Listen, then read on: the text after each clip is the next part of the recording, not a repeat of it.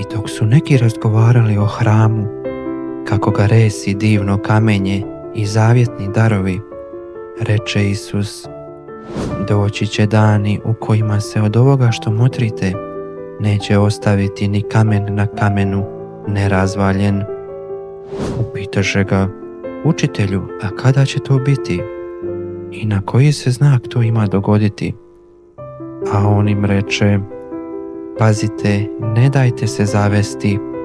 Mnogi će doista doći u moje ime i govoriti: ja sam, i vrijeme se približilo.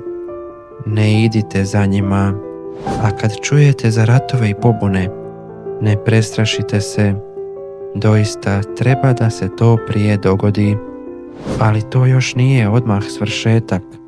Tada im kaza: narod će ustati protiv naroda i kraljevstvo protiv kraljevstva, i bit će velikih potresa, po raznim mjestima gladi i pošasti, bit će strahota i velikih znakova s neba.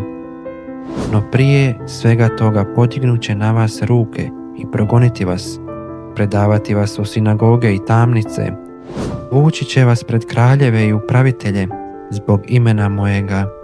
Zadesit će vas to radi svjedočenja.